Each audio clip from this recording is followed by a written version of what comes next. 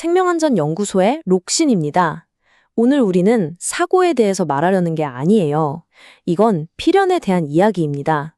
어떤 공간에서는요, 단 한 번의 숨이 곧 죽음이라는 정해진 결과로 이어집니다. 여러분의 오랜 경력, 타고난 힘, 그동안 쌓아온 상식, 공기 자체가 독이 되는 그 순간에는요, 정말 아무런 소용이 없습니다. 이걸 반드시 명심하셔야 합니다. 348.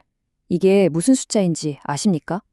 지난 10년 동안 밀폐 공간 사고로 우리 곁을 떠나거나 다친 동료들의 숫자입니다. 이 348이라는 숫자는요, 다시 말해 우리가 충분히 막을 수 있었던 안타까운 비극의 숫자이기도 한 겁니다. 자, 그럼 이 보이지 않는 살인자는 대체 어디에 숨어 있는 걸까요? 아주 멀리 있지 않습니다. 바로 여러분이 매일같이 일하는 그 현장 곳곳에 도사리고 있습니다. 특히 요즘같이 추운 겨울철에요. 콘크리트 양생한다고 갈탄이나 연탄 피우시죠? 바로 거기서 색깔도 없고 냄새도 없는 일산화탄소가 스멀스멀 나옵니다. 정말 소리 없는 암살자나 마찬가지예요. 그리고 또 있죠. 정화조, 하수도, 맨홀. 이런 곳에서는 유기물이 썩으면서 달걀 썩는 냄새가 나는 황화수소가 발생하는데요.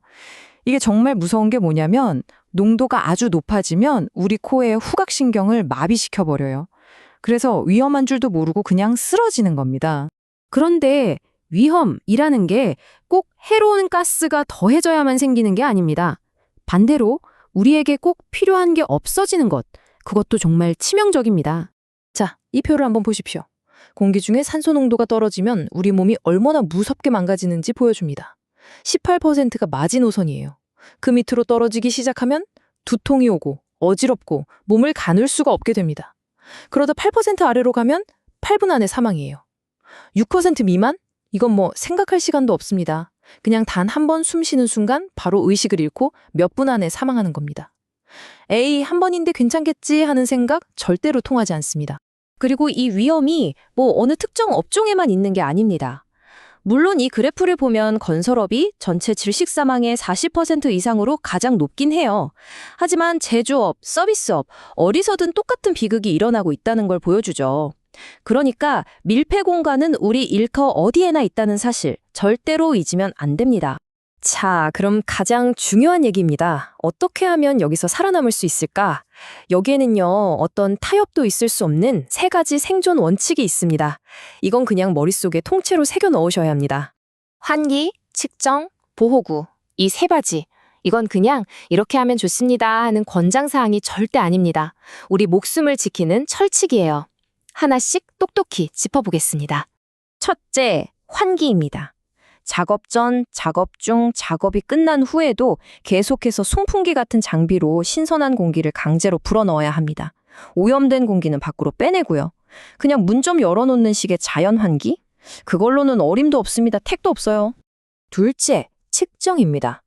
눈에 보이지 않는 위험이니까 숫자로 확인해야죠.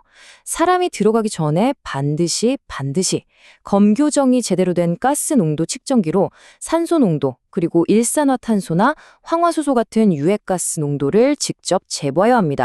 그리고 셋째, 보호구 착용입니다. 측정을 해봤는데 공기가 안전하지 않다? 그럼 어떻게 해야겠습니까? 당연히 들어가면 안 되죠. 꼭 들어가야 한다면 반드시 송기 마스크나 공기호흡기를 착용해야 합니다.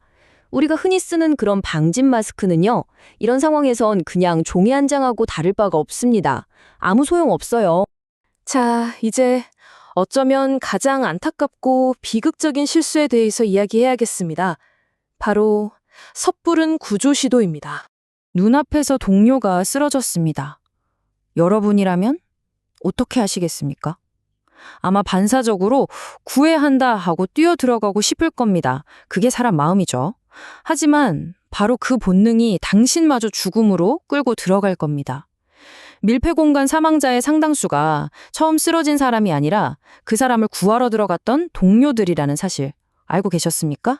동료를 구하겠다는 그 착한 마음 하나만 믿고 아무 장비 없이 뛰어드는 건요, 같이 죽자는 것과 똑같습니다. 동반 자살행위예요.